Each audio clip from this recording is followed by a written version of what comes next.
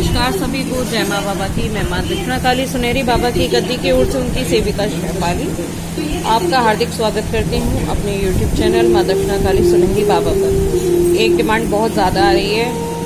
सभी बच्चे पूछ रहे हैं कि माँ एक वीडियो बनाइए जो गुप्त नवरात्रि के ऊपर हो। तो ये गुप्त नवरात्रि आरंभ भी होने वाली है और आषाढ़ लग चुका है। 11 जुलाई से गुप्त नवरात्रे आरंभ हो रहे हैं। ठीक है, तो जिनके यहाँ अष्टमी होती है बेटा वो लोग अष्टमी की पूजा कीजिएगा, और जिनके यहाँ नवमी होती है वो लोग नवमी की पूजा कीजिएगा।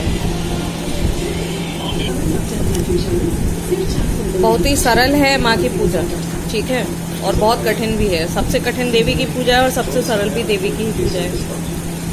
तो आपको बताऊं कि जिस प्रकार हम नवरात्रि में पूजा करते हैं उसी प्रकार गुप्त नवरात्रियों में भी पूजा होती है। ठीक है, तो आप यदि चाहें तो कलश की स्थापना कर सकते हैं। जैसे आपके यहाँ नवरात्रि की पूजा होती है उसी प्रकार आप गुप्त नवरात्रियों की भी पूजा कर सकते हैं। अच्छा, एक और बात जो मैं कहना चाहूँगी वो ये है कि ये जो गुप्त नवरात्रे हैं ये प्रकट नहीं है। ये प्रकट क्यों नहीं है? क्योंकि इनमें गुप्त साधनाएं की जाती हैं, जैसे तांत्रिक साधनाएं होती हैं। ठीक है, तो ये तांत्रिक साधनाओं के लिए है, हम जैसे गृहस्थ और सात्विक लोगों के लिए नहीं है।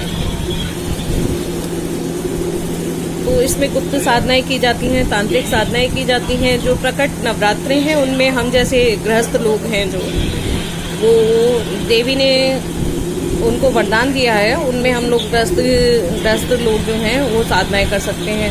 अच्छा, ये जो गुप्त नवरात्रे होते हैं साधकों के लिए होते हैं, ये हम लोगों के लिए, या आम बोलचाल की भाषा में कहें कि मोस्टली लोग सिद्धियां प्राप्त करते हैं। जो सिद्धियां प्राप्त करते हैं वो तांत्रिक साधनाएं जो करते हैं, जो सिद्धियों को प्राप्त करते हैं, ये नवरात्रे उनके लिए हैं। क्योंकि इनमें 10 महाविद्याओं की पूजा की जाती है। माता काली, कामाख्या, धूमावती, पगलामुखी, तारा, छिन्न मस्तिका आदि समस्त जितनी भी 10 महाविद्याएं हैं उनकी पूजा की जाती है इसमें, है ना।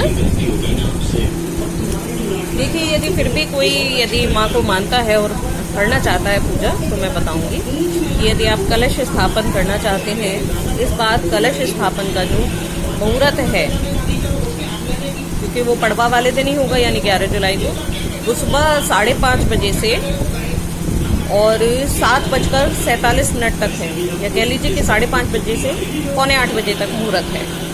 घट स्थापन आप उस वक्त कर सकते हैं। ठीक है, कई प्रकार से पूजा की जाती है। सिद्धियों के लिए पूजा अलग की जाती है। आप लोग चाहें तो इन दिनों माता की सप्तशती का पाठ करें, दुर्गा सप्तशती का। 2 तरह के कुल होते हैं, एक काली कुल होता है, एक श्री कुल होता है। काली कुल जो होता है वो बहुत उग्र होता है ना, और श्री कुल में शालीनता रहती है, थोड़ा सा दब के रहते हैं। तो जो उग्र जो साधना की जाती हैं वो काली कुल में की जाती हैं, और इसलिए ये 2 गुप्त नवरात्रे रखे हैं जो होली के बसंत में और आषाढ़ में होते हैं, है ना।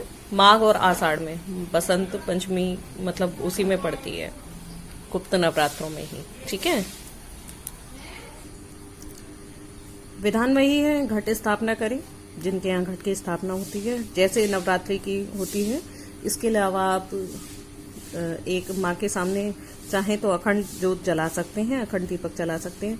लाल एक चौकी पर, यदि काली माता के लिए ही करना चाहते हैं तो काला कपड़ा बिछाइएगा और तेल का अखंड दीपक जला दीजिएगा 9 दिन। ठीक है, जो सिद्धि करना चाहते हैं उनके लिए।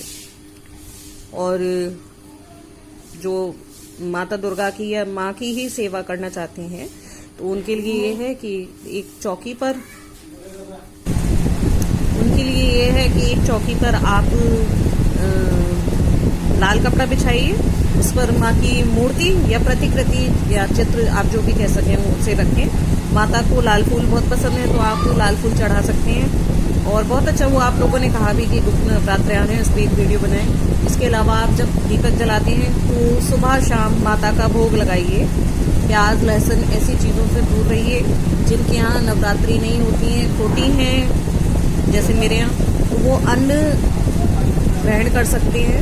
सिर्फ माँ की पूजा करके भी काम चला सकते हैं। व्रत अगर नहीं रख सकते हैं, लेकिन कहा जाता है कि व्रत रखिएगा, उपवास कीजिएगा, उपवास करके और आप लोग कन्या को जमाइएगा, ठीक है। जिनके यहाँ अष्टमी होती है वो अष्टमी पे कन्या जमाएंगे, और जिनके यहाँ नवमी होती है वो नवमी पे कन्या जमाएंगे, ठीक है। तो और इसके अलावा यदि आप पूछना चाह रहे हैं तो पूछिए, मैं बता सकती हूँ। और भी कुछ रह गया है बाकी। पुष्प समर्पित कीजिएगा लाल, ठीक है। चावल की ढेरी पे या ऐसे ही दीपक रखिएगा। तो दीपक भी आप प्रज्वलित कर सकते हैं। एक अखंड दीपक तो आपका हर वक्त जलेगा। सुबह शाम आप माँ की आरती करें, दुर्गा सप्तशती का पाठ करें, कोई भी चालीसा ले लें, चालीसा का पाठ करें, सुबह शाम करें। भोग जरूर लगाएं, जरूर लगाएं। बिना भोग के माता नहीं चलती हैं। भोग अवश्य देना, चाहे कैसी भी पूजा कर रहे हो भोग लगाना ही चाहिए, ठीक है। सबको भोग देना चाहिए, भोग लगाते हैं, है ना। और इसके अलावा यदि और कोई बात रह गई हो तो आप अपनी तरफ से शामिल कीजिएगा, कमेंट में डाल दीजिएगा, या फिर और आगे पूछ लीजिएगा कि क्या करना है आगे। वैसे मुझे तो ध्यान नहीं आ रहा है कि और कोई बात रह गई है। वही हलवा चना अष्टमी वाले दिन या नवमी वाले दिन बनेगा, उसी का भोग लगेगा। उसके अलावा फल फ्रूट आप फलाहारी पे रह सकते हैं। प्याज लहसुन से परहेज कीजिएगा, परहेज से रहिएगा। अपने पति से परहेज करें, जो स्त्रियां हैं और जो पुरुष हैं वो अपनी पत्नियों से परहेज करेंगे, ठीक है। जैसे नवरात्रि में माता को बैठाते हैं तो परहेज किए जाते हैं, ऐसे ही इन नवरात्रों में भी परहेज चलेगा, ठीक है। और कोई बात रह गई हो तो आप मुझे बता दीजिएगा, मैं कोशिश करूँगी आपको एक्सप्लेन करने की। वैसे तो नहीं हुई इस लायक, फिर भी आप समझते हैं तो थोड़ा सा मैंने बता दिया है। जय माँ बाबा की।